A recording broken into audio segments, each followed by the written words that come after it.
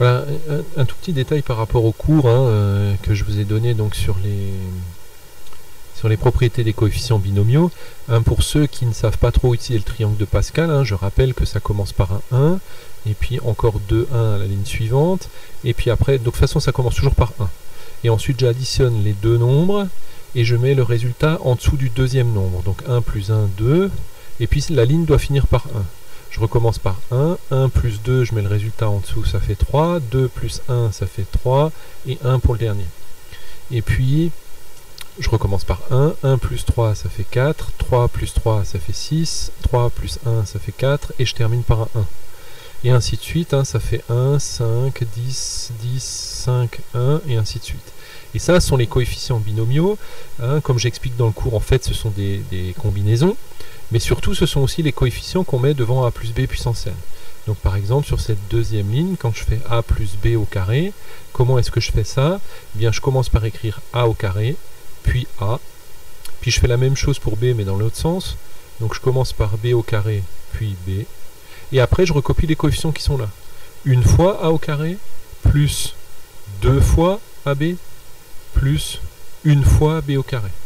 Si vous voulez faire a plus b au cube, on commence donc par a au cube, plus a au carré, plus a, donc en puissance décroissante de a, et puis je vais faire le contraire pour b, en puissance croissante de b, donc je commence par b au cube, puis b au carré, puis b, et puis b à la puissance 0 que j'écris pas, et là je recopie les coefficients 1, 3, 3, 1, donc 1 que j'écris pas, il sert à rien, 3, 3, et une fois b cube. Donc maintenant vous avez compris, pour a plus b puissance 4, je commence donc puissance décroissante de a, a4, a3, a2, a puissance 1, et puis b dans l'autre sens, b puissance 4, b puissance 3, b au carré, b, et puis je recopie les coefficients 1, 4, 6, 4 et 1.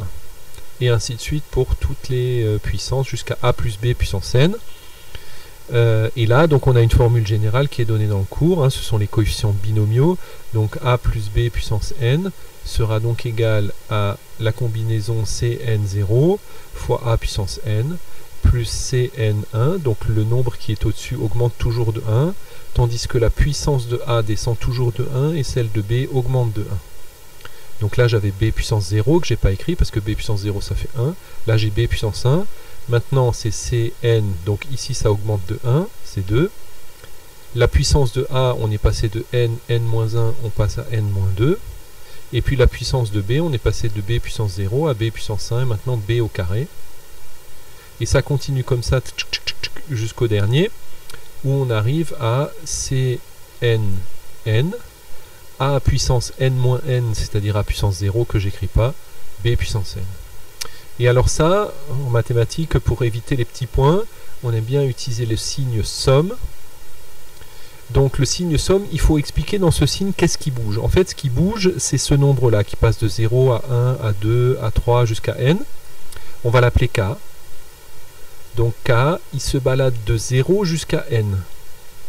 Et je décris chaque terme, en fait, Donc c'est cnk, a puissance n moins k, b puissance k. Ça veut dire quoi? Ça veut dire que d'abord je remplace k par 0. Quand vous remplacez k par 0, vous trouvez ce terme-là. Ensuite je remplace k par 1, vous trouvez ce terme-là. Puis je remplace k par 2, vous trouvez ce terme-là. Et il est écrit au-dessus que je dois aller jusqu'à n. Et quand vous remplacez k par n, vous trouvez ce terme-là. Donc c'est une façon assez efficace d'écrire en fait cette égalité qui est un peu longue. Voilà, j'espère que c'est plus clair comme ça.